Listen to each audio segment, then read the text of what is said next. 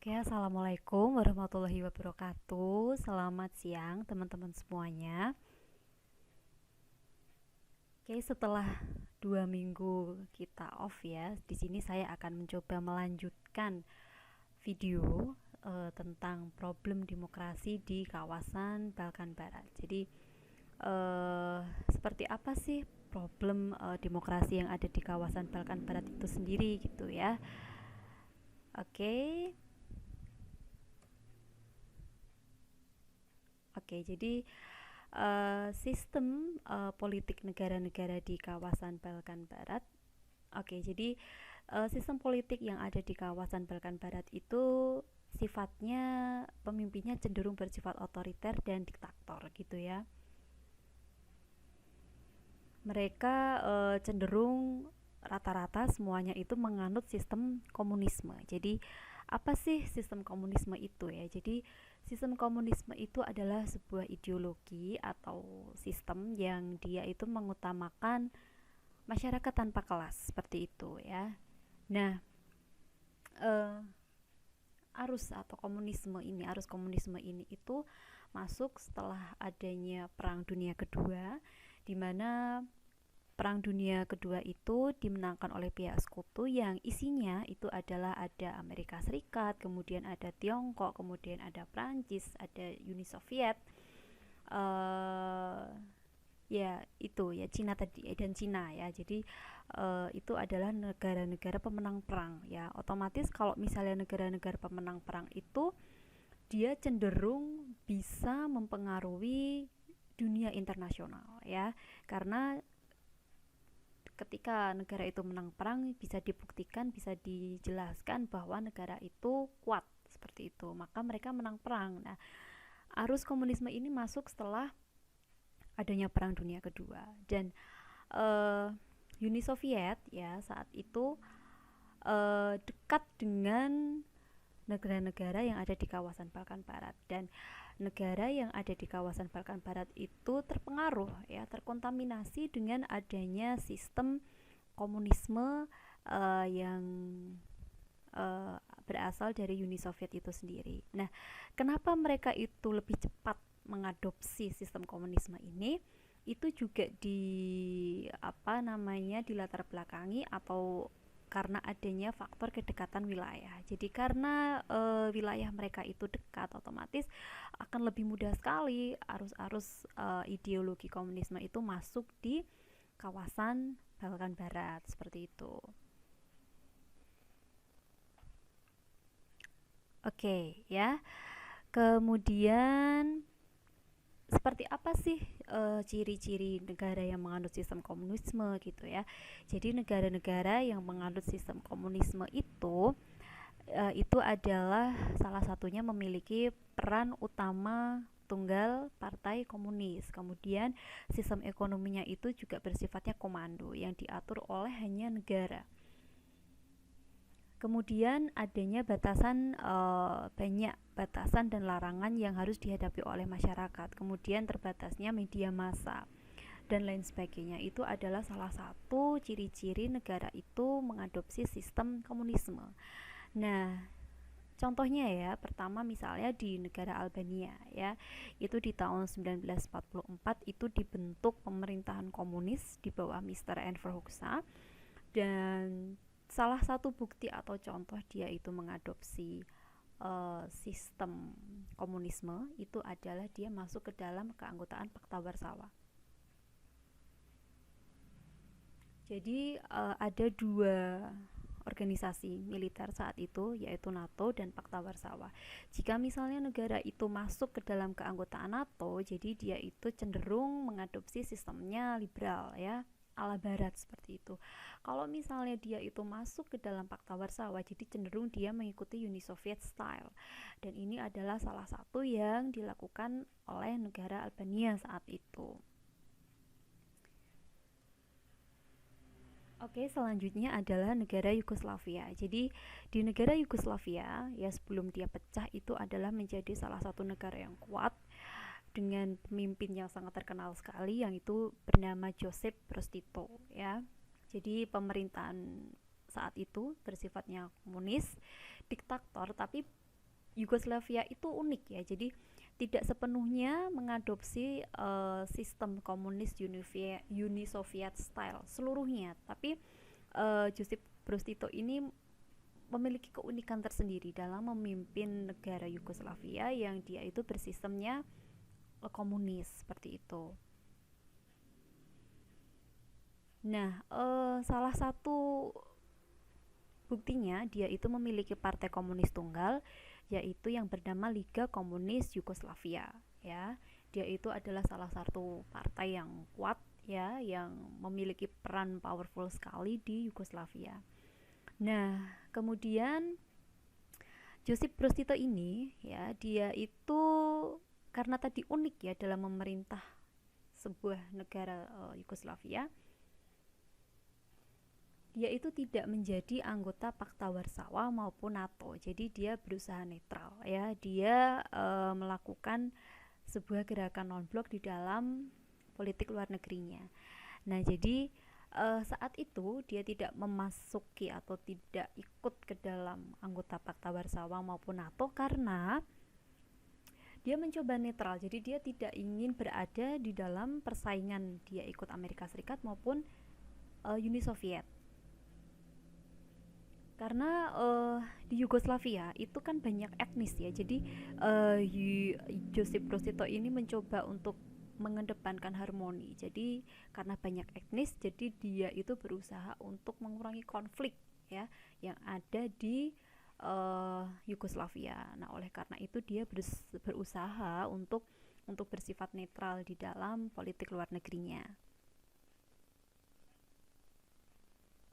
Nah, karena unik tadi, kenapa unik gitu ya? Jadi beliau itu dalam memerintah mengedepankan 3 prinsip pokok, yaitu self management socialism, kemudian ada brotherhood and unity, dan prinsip non blok di dalam politik luar negeri. Nah, apa sih yang disebut mengenai self management socialism? Jadi self management socialism itu adalah mekanisme ekonomi semi bebas dan dia itu mengandalkan serikat-serikat pekerja. Jadi tidak seluruhnya sistem ekonomi itu bersifat komando yang diatur oleh negara. Gitu. Itu adalah self management socialism. Nah, kalau yang namanya brotherhood and unity itu adalah persatuan dan persaudaraan yang itu merupakan doktrin ya pengembangan harmoni di dalam kehidupan antar etnis di bawah kepemimpinan satu partai. Jadi karena tadi etnisnya itu banyak gitu. Jadi Josip Broz Tito ini mencoba untuk menguatkan etnis-etnis itu supaya mereka tidak mengedepankan etnis mereka, tapi kebudayaan dari etnis-etnis tersebut itu mencoba disatukan agar menjadi sebuah kebudayaan nasional dari Yugoslavia itu sendiri. Nah, itu adalah hal yang dilakukan oleh Josip Broz Tito. Makanya dia unik gitu ya, tidak seluruhnya mengadopsi sistem Uni Soviet style seperti itu. Dan kemudian dalam pemerintahannya dia juga mengedepankan melakukan prinsip namanya non blok di dalam politik luar negeri seperti itu. Itu adalah Yugoslavia ya.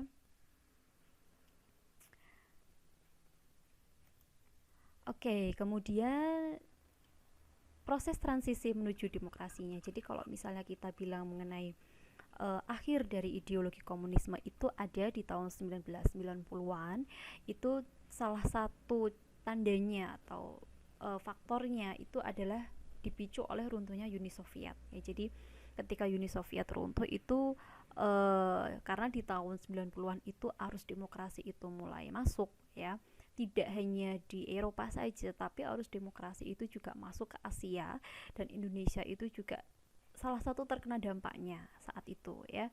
Di tahun 90-an ya itu mulai arus demokrasi masuk, makanya ideologi komunisme itu mulai runtuh gitu ya satu persatu. Nah, karena di negara-negara kawasan Balkan Barat itu dulu jarang sekali terjadi adanya demonstrasi. Nah, maka di tahun itu mulai ada yang namanya demonstrasi. Misalnya di tahun 1990 misalnya di Albania itu ada demonstrasi anti Stalinis di kota Shkodër and Tirana. Nah, apa yang mereka lakukan gitu? Jadi mereka itu mencoba untuk menyetujui ya atau mengubah atau mereformasi sistem ekonominya, hukum dan menghapus propaganda agama. Karena kalau tidak salah Albania itu sempat mendeklarasikan dirinya sebagai negara ateis ya, itu yang di apa ibaratnya disuruh oleh negara gitu. Jadi masyarakat itu mencoba untuk menghapus propaganda agama saat itu karena ada arus demokrasi yang masuk.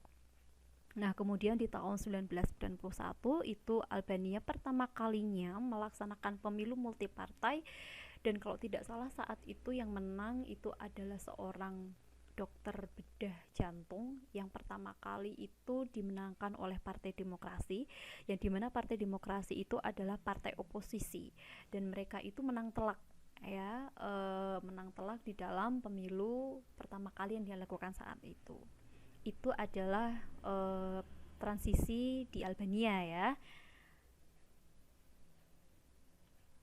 Kemudian kita lanjutkan di Yugoslavia. Jadi sebelumnya itu adalah Yugoslavia, karena pecah itu menjadi 7 ya, yaitu ada Bosnia, ada Serbia, ada Kroasia, Kosovo, Macedonia, dan Montenegro. Nah, semua hampir sama ya, ketujuh negara itu mereka itu memiliki kondisi yang sama, seperti adanya pemilihan umum multipartai yang mengedepankan keseimbangan antar etnis. Nah, kemudian pemilu itu juga dimenangkan oleh partai oposisi atau partai yang mereka itu bersifatnya ideologinya demokrasi ya, tidak komunis seperti itu. Kemudian partai itu parpol-parpol itu mulai tumbuh ya. Jadi tidak hanya partai komunis tunggal saja yang menguasai negara itu, tetapi banyak sekali partai-partai itu tumbuh di negara-negara tersebut, yang dimana partai-partai itu berfokus pada kesehatan dan pendidikan seperti itu. Kemudian muncul adanya ide mengenai privatisasi dan regulasi ke sistem ekonomi pasar bebas. Nah, itu adalah proses-proses transisi atau gejolak politik yang ada di negara-negara di kawasan Balkan Barat. Nah, selanjutnya di sini saya akan menjelaskan mengenai problem ya politik di kawasan Balkan Barat. Jadi selain mereka itu berproses ya menuju bertransisi dengan gejolak masalah dan politik yang ada, sesungguhnya mereka negara-negara itu memiliki problem politik apa gitu ya. Problemnya yaitu pertama seperti korupsi ya. Jadi adanya korupsi itu mengakar kuat di negara-negara kawasan Balkan Barat saat itu ya. Seperti mereka itu korupsi itu sudah menjadi kayak bisnis culture. Nah, tentunya hal ini menghambat ya negara itu untuk maju dan berkembang, karena seharusnya uang itu yang dimanfaatkan untuk rakyat, masyarakat, berguna untuk pembangunan, tetapi dipakai ya oleh pejabat negara saat itu ya, sehingga ini adalah menjadi problem yang besar gitu ya di kawasan Balkan Barat.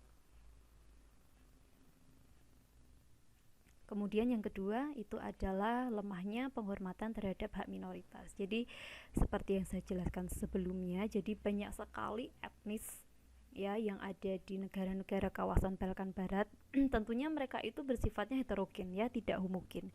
Di mana mereka itu seharusnya ya mengedepankan sivil nasionalisme, tapi mereka itu malah mengedepankan etnik nasionalisme.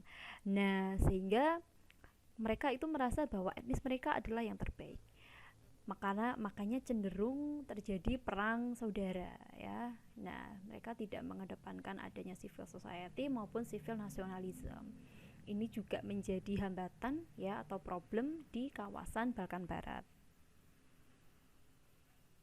Kemudian yang ketiga itu adanya kapasitas administrasi publik yang lemah. Jadi SDM mereka itu kurang berkualitas, kemudian sistem pemerintahannya itu berjalan dengan lamban, berbelit-belit, tidak efektif dan tidak efisien.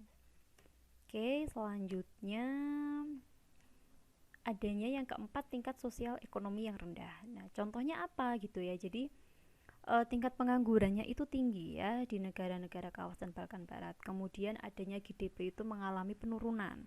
Kemudian tidak dapat melakukan ekspor ya. Kemudian adanya kemiskinan dan standar hidup yang rendah, dan adanya brain drain ya.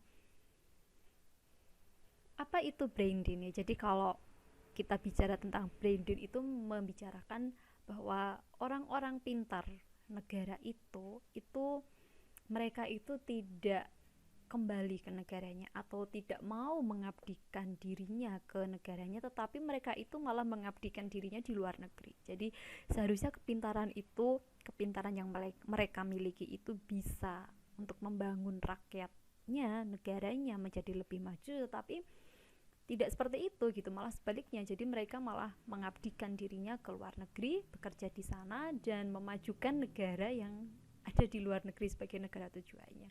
Nah, dengan banyaknya brain drain itu, jadi itu juga menjadi faktor problem ya yang ada di kawasan Balkan Barat itu sendiri.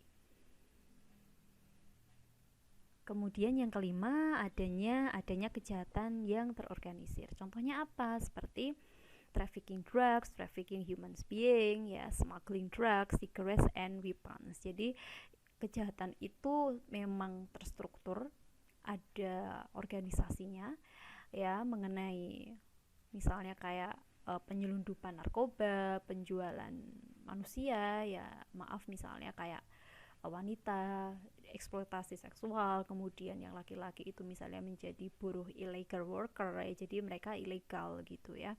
Itu terjadi juga di kawasan Balkan Barat. Kemudian yang keenam itu adalah adanya tekanan terhadap kebebasan media massa. Jadi negara di sini mencoba untuk menekan, mengontrol, dan memanipulasi sesuai kehendak negara itu sendiri. Jadi opini masyarakat atau opini media massa itu tidak bisa berkembang atau apa ya, ibaratnya tidak bisa berkembang atau mengutarakan pendapat sesuai keinginannya, seperti itu. Itu adalah keenam problem yang ada di kawasan Balkan Barat.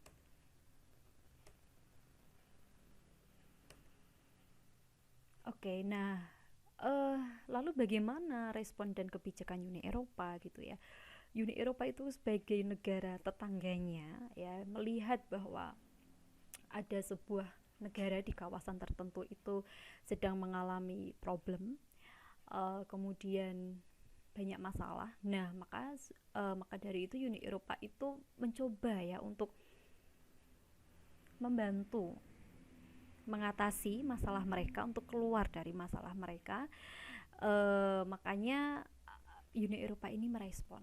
Nah, kalau misalnya kita bicara Uni Eropa itu, kita ada suatu prinsip atau kebijakan yang Uni Eropa lakukan, yaitu tentang EU enlargement. Jadi apa itu EU enlargement? Jadi itu adalah salah satu prinsip dari Uni Eropa, di mana tujuannya itu mereka ingin memperkuat integrasi ekonomi antar negara. Jadi mencoba untuk melebarkan sayap, menambah anggota agar mereka itu memiliki prinsip ya dan pemikiran yang sama dengan Uni Eropa. Seperti apa contohnya? Jadi mereka itu berusaha untuk agar negara-negara lain itu masuk ke Uni Eropa dan memiliki prinsip ideologi demokrasi gitu. Terus terciptanya stabilitas kawasan, kemudian ekonominya bersifat free trade ya.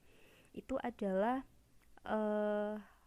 salah satu kebijakan dari Uni Eropa, yaitu EU enlargement. Nah, dalam masalah ini atau dalam kasus ini, Uni Eropa itu dipresentasikan oleh Komisi Eropa atau European Commission. Jadi mungkin di video selanjutnya atau mungkin suatu hari nanti bisa saya jelaskan mengenai bagaimana sih struktur Uni Eropa itu, proses pengambilan keputusan di Uni Eropa itu seperti apa. Karena kalau kita bilang Uni Eropa itu dia tidak hanya sekedar organisasi biasa, tetapi super ya, suatu organisasi yang supra ya, yang besar, yang melebihi dari organisasi internasional seperti biasanya gitu. Karena sangat terstruktur sekali. Oke, nah Komisi Eropa ini dia itu memiliki hak dan tanggung jawab dalam melakukan executive power, legislative initiative, dan enforcement. Ibaratnya Komisi Eropa ini juga bisa disebut sebagai driving force-nya Uni Eropa. Nah, itu adalah hak dan tanggung jawab dari kebijakan Uni Eropa. Dan di dalam hal ini, salah satu komisi Eropa yang berperan untuk mendorong atau berupaya untuk membantu kawasan Balkan Barat menjadi demokrasi itu adalah European Commissioner for European Neighborhood Policy and Enlargement Negotiation. Jadi komisi ini adalah salah satu komisi yang berperan besar ya, yang berpengaruh besar dalam membantu upaya demokratisasi di kawasan Balkan Barat. Seperti itu ya. Jadi mungkin sekian video atau penjelasan yang bisa saya jelaskan pada siang hari ini mengenai problem demokrasi di kawasan Balkan Barat. Semoga video ini bermanfaat bagi teman-teman. Dan terima kasih bagi teman-teman yang sudah menonton dan melihat video ini. Jangan lupa untuk subscribe channel saya maksud saya. Kemudian like, comment, and sharing video ini mengenai belajar HI, di mana kita dapat mempelajari atau kita dapat belajar tentang seperti apa sih ilmu hubungan internasional itu sendiri. Seperti itu, insya Allah kita ketemu di minggu depan lagi. Jadi terima kasih bagi teman-teman saya ucapkan yang telah menonton video ini. Selamat siang. Wassalamualaikum warahmatullahi wabarakatuh.